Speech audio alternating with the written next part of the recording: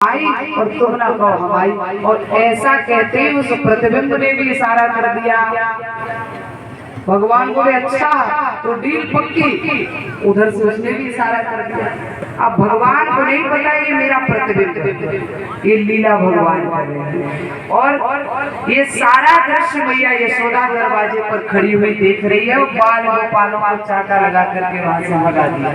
इस दृश्य को मैया देख रही है। अब भगवान बोले चलो भैया चोरी करते हैं, पर भैया से मत कहना। उस प्रतिबिंब ने भी हाथ हिला दिया, भैया से मत कहना।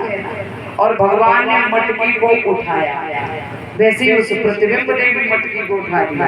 और भगवान ने जैसे उस मटकी में से माखन निकाल करके पान किया, सिर्फ मैया यशोदा और मैया ने एकदम से कान पकड़ लिया। और भगवान विचार करने लगे, चोरी करते पकड़े। भगवान ने सोचा कि ऐसा ना हो कि मेरी शिकायत मुझसे पहले ये गोप कर दे, एक वादा कर दिया। तो भगवान ने उससे पहले खुद कह दिया, बोले भैया जब मैं यहाँ आया था तो ये मुझसे पहले आता था। अब मैया लाला की हरकतों पर मुस्कुरा रही है। मैया कही अच्छा, बोले हाँ जब मैं यहाँ आया तो ये मुझसे पहले इस कमरे में था।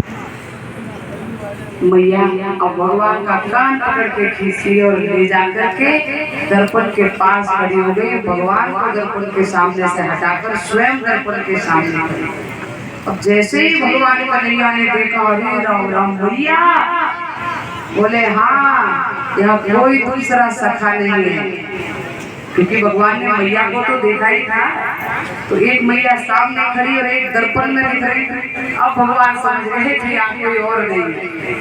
भगवान ने अपना स्वरूप आज से पहले कभी दर्पण में नहीं देखा। मैया ने दिखाया कि देख रही शीशा है, यहाँ कोई दूसरा ग्वाल नहीं था, कोई दूसरा छोरा नहीं था। और भगवान को मैया मार लगाती है, डांट लगाती है, माखन चोरी करके खाएगा, मुझसे मांग के ले लेता। भगवान नाना प्रकार मैया को निवेदन करते हैं, पैरों पड़ रहे हैं, हाथ जोड़ रहे हैं, भैया अब से चोरी नहीं करते। लेकिन भैया पहली बार गड़बड़ होगी, दूसरी बार गड़बड़ होगी, फिर इनको एक आदत सी बन गई। अब सखाओं से विचार विमर्श करते हैं। भगवान कहते हैं देखो अपने घर में चोरी करते तो पकड़ जाते, ऐसा करो अब कहीं बाहर चोरी करें। तो दाऊ भैया का दामा श्री रामा सभी को साथ में लेकर के भगवान को लिया। आज शीला भाभी के आंगन में चोरी करने के लिए जाते। जब शीला भाभी के आंगन में गए, देखा कि शीला भाभी जल भरने के लिए बाहर निकल गई और ये सभी वाले घर में प्रवेश कर गए। शीला भाभी का माखन चुरा के खा के निकल गए। भाभी चिल्लाती रह गई, सब खा पी के मुंह पहुंचते हुए निकल गए। दूसरा दिन जब हुआ और भाभी ने आज तो चालाकी चली, माखन की मटकी को उठा करके सीके पर टांग दिया बहुत ऊंचे पर, और भाभी जल भरने के लिए चली।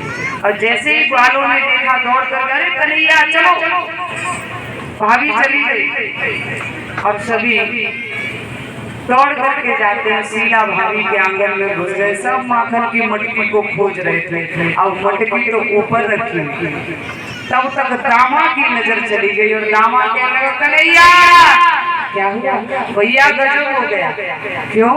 बोला कि चोरी करियो कैसे श्याम, मटकिया ऊपर धरी गई है, चोरी कैसे करियो श्याम, मटकिया ऊपर धरी गई है।